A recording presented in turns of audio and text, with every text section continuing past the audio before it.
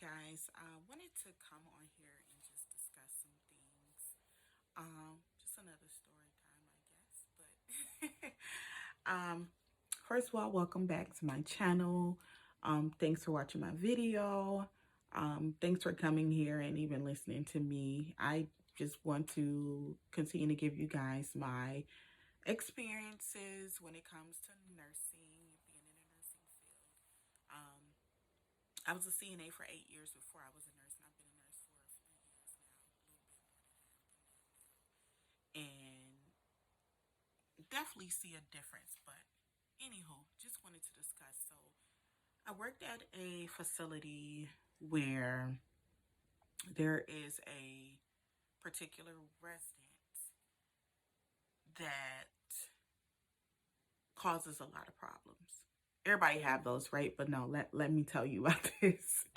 So this particular person or resident, they are passively aggressive, manipulative, and want to make sure their rights are protected,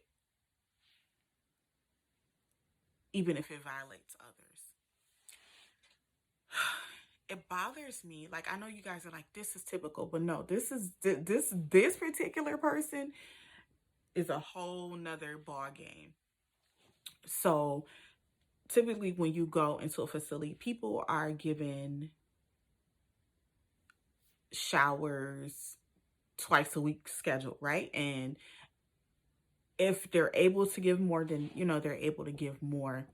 But usually it's scheduled either a bed bath or a shower twice a week, and it makes it fair for all residents to make sure that they receive their showers. Number one, who wants to go a whole week or weeks without one? But also for the staff who has to take the time out to do the showers, things like that. So it just make it fair all across the board. So typically twice a week. I worked with a resident that received bed baths every single day. Now, of course, we're doing peri-cares, we're doing ADLs every day with every patient at the beginning of their day and before they go to bed at night. We're taking care of them. We're brushing their teeth, cleaning them up pretty good, washing their face, under their arms, their peri area, things like that, making sure they are clean and comfortable.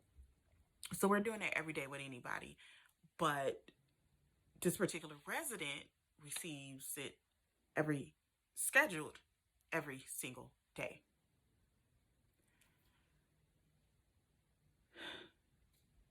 And this person feels that if you don't do it, that it violates his rights, because this is his right to receive this care every day. Now, we've had this issue because when you have 30-some patients and you're working a day shift, which is fast-paced, you may have two, may have three CNAs. So taking that time out to do your already scheduled tasks, along with your already scheduled showers, adding on another one that's every single day, it's not fair. Do they have rights to have bed baths every day? Yeah, if that's their preference, we can't say no. However, when your rights start to violate other people's rights, then there's a discussion that has to be had. This particular person, they've spoken to numerous of times. However, they've made very little to no changes at all. Now, this causes issue because now you have other residents that's like, hey, we need to be fed. They need to be fed, but my person is in this room doing this task with this person for extensive amount of time. You have other people that need to get dressed, need to be toileted, trays need to be passed, charting need to be done, appointments need to be going to, like all these different things that need to be done, but it gets interrupted because we're having to pull one of the CNAs off the floor to go in there and spend extensive amount of time in there to do an everyday bed bath. Now, the problem that it has now led to is now my regular staff that was like, okay, look, I understand it. I'm doing my best with it, but I can't do it no more. Now our regular staff is leaving. I have like two regular staff. Two. Two. um, which is hard. Two regular staff. So then now, of course, agency comes in.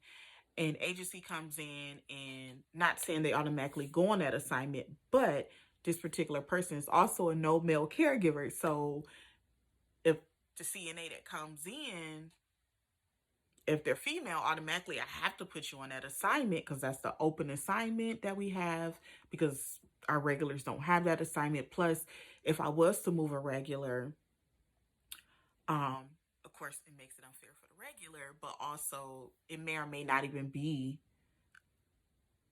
another female. There's times that I have two male caregivers and then my third person is a female, so she's having to do him every single day, or the agency person that comes is a female and she has to do him, which of course if you don't know the person, you don't know their routines, makes even longer timing to get the situation done. So it's like issues all around with that. It's come to the point where even management has communicated, and also the agency CNAs have communicated. Like, if I have to have that assignment, I'd rather leave. I'd rather you DNR me. I'd rather not come back into your building at all if I have to have that assignment.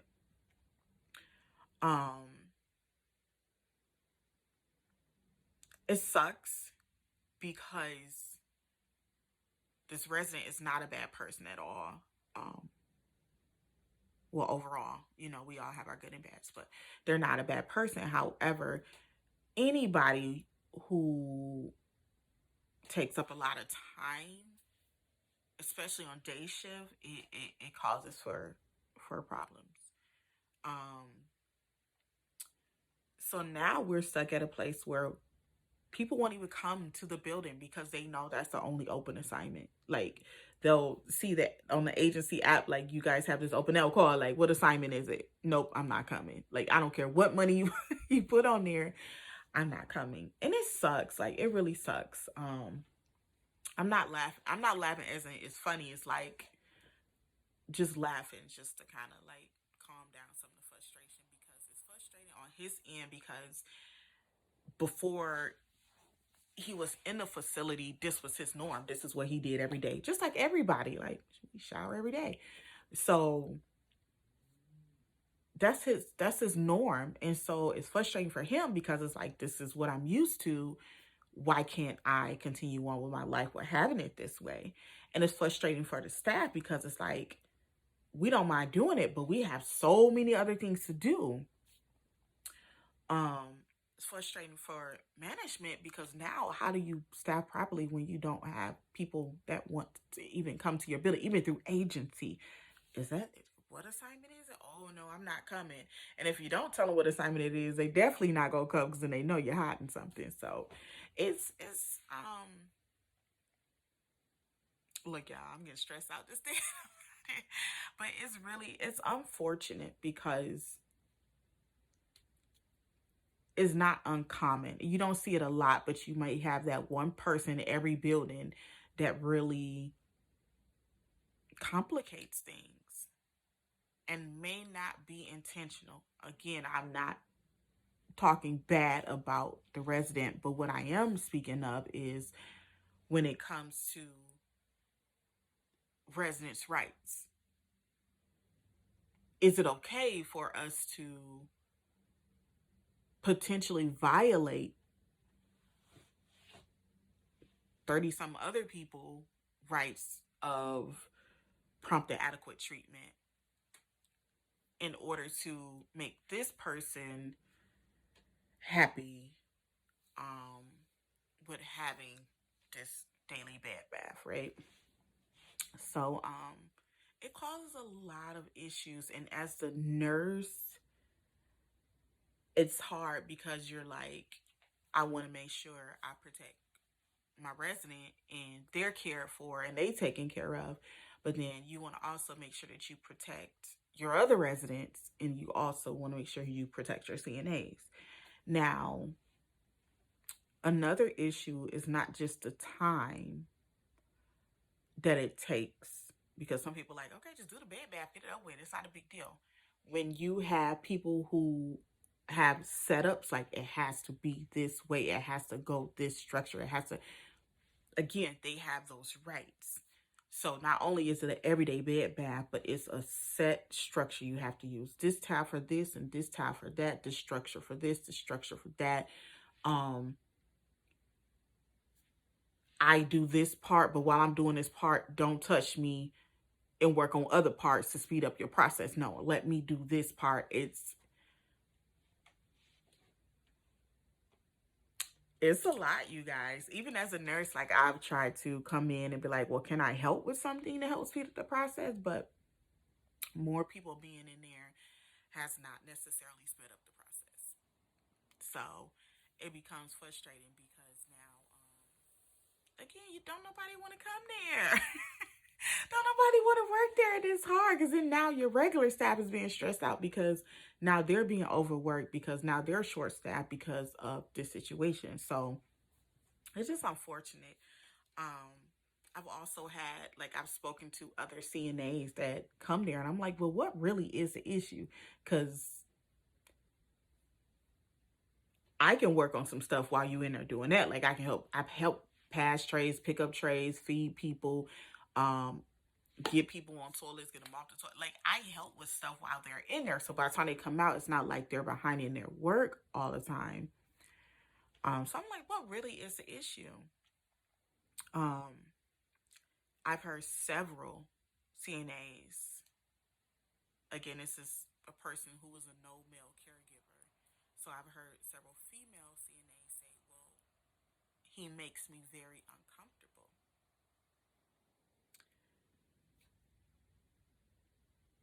Tell me more. Like that's a famous a nursing response, right? Tell me more. Well, he purposely drops things so that we can bend over. He says inappropriate comments to us while we're in there. He I'm sorry, I gotta keep my computer on. There we go. He touches us inappropriately but blame it on a muscle spasm.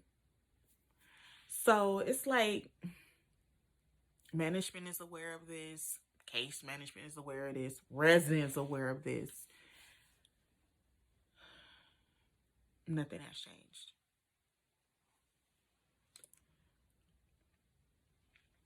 At what point do we come to a mutual agreement to where both our CNAs and our residents are comfortable? Um, it sucks. It sucks. It really, really sucks. People don't talk about how, as healthcare workers, we are, and I don't know if I could say this word, but mistreated in certain ways, okay? Or violated in certain ways. We're taught as healthcare workers that, oh, you have to excuse them, or you have to forgive them, or you have to overlook it. And for some people, yes. For some people, yes, that's so true. I had a lady who would call me racial slurs. Like, she's paralyzed, she's on hospice, she's like 90 something years old. She had like wound care that I have to do every day. Like, so I had to tend, she's a feeder, so we have to tend to her care every single day while being called racial slurs, while being swung at. Um, and we did it, and we understood that while it was not okay for her to do it, and we try to redirect the behavior, she was raised in that era of that kind of stuff. So like we were more forgiving of it. Plus she had some mental things that were going on as well. So we're more understanding when it comes to things like that. But when you have somebody who's ANO times four, um, which means they're within their right mind, um, and they're doing these things for their own pleasure, they're making people feel uncomfortable, and nothing is being done about it, then what? Then what? Like, what do you do in those situations? I mean, luckily for agency, they do the 8 hours and go.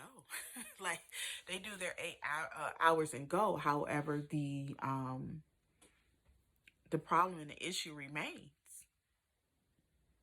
And so, you guys, it just sucks. Like, at what point do we protect ourselves and each other in healthcare? At what point do we do that? Um, I know our residents come first. I get that. I get we signed up for certain things. However, we never signed up to be violated. It comes with the territory in certain situations, but we don't sign up for it. We don't sign up to be touched inappropriately. It comes with certain situations, it comes in certain environments, but we don't sign up for that. Now, if I was in a corrections or mental health or something like that, then I would say, okay, that's a possibility. But again, when someone's in times four and these things are happening, it's an issue. It's a problem. Especially because it becomes he said versus she said versus he said. So, um, I don't know. I just wanted to talk about that and just wanted to give that example because it sucks, y'all. It sucks, y'all. It really do. It like traumatizes people. Like it really traumatizes people, and it makes people not want to do certain fields. At some point, we have to start coming up with rules, regulations, policy, whether it's the state, whether it's a facility, whether it's case managers, whoever has to come up with these policies and rules to protect us nurses and us CNAs and us healthcare workers. Like, if you have a union, yeah, that's a rep to protect you when it comes to you you in a job, being that a buzzman and that middleman between you and the facility that you work for. But who protects us as healthcare workers against these residents who and patients who violate us, whether it's mentally, physically, all the other E's. I don't know what all I can say on YouTube, okay? But y'all know where I'm getting at with it. Who protects us? Like, who protects us? Um, it's easy to be like, okay, well, I ain't got to deal with this. Let me put my notice in. I go to a different building, another facility, another this, another that. But again, once you move, that problem is still there. That's making more room for the next CNA to be violated, the next nurse to be violated. So again, it's not a solution to the problem. It helps you, but it's not a solution to the absolute problem. So I don't know. It makes me sad, y'all. Like, it makes me sad to even think about it. Like, we care so much, yo, like that we put ourselves in these predicaments and we deal with these things because we care so much. But after a while, you have to realize that you have to take care of yourself too. You have to make sure that your mental and your physical health is taken care of as well.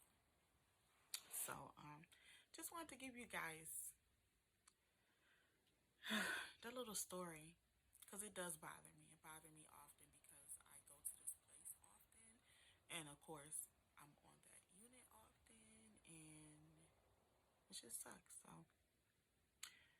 let's work towards starting this discussion and protecting healthcare workers, like against mistreatment, whether it's from management, whether it's like management not hearing us, not protecting us, um, not putting us in safe predicaments just to save a dollar, whether it's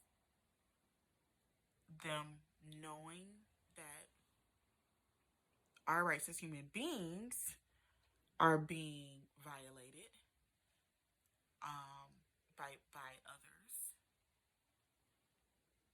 We need to start that discussion because after a while it's going to get bad. I mean, I don't know if you guys know. So we are in November 2023. There was a story that was out recently about a nurse who is no longer with us on this earth by her own hand. I can't say the word on YouTube, but this action was taken. And she wrote a story, I mean, a letter out just discussing just like how much us as healthcare workers, particularly nurses, have to put up with.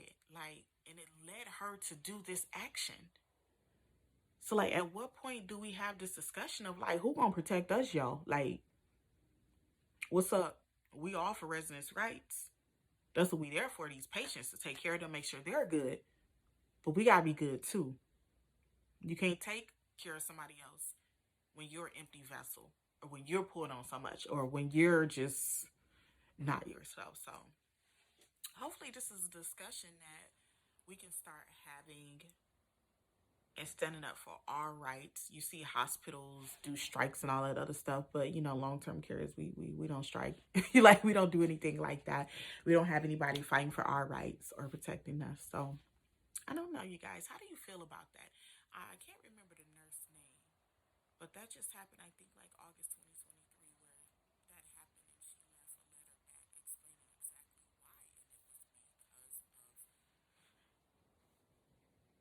of us not being protected, her not being protected, and as a healthcare worker. So, all right, guys, I'm sorry, I didn't mean to dampen the mood, but it's just, you know, sometimes we got to talk about these real things because people look at nursing and they think it's so cute, you're so strong, you're this, you're that. No, baby, we're human. We're human too. Once we come from all the chaos at work and giving our all at work, we still got to come home to our families and give our all to our husbands, our children, the people that some people have to come home and take care of other people as well. So they're giving their all to caring for their family as well. So at what point do we take care of ourselves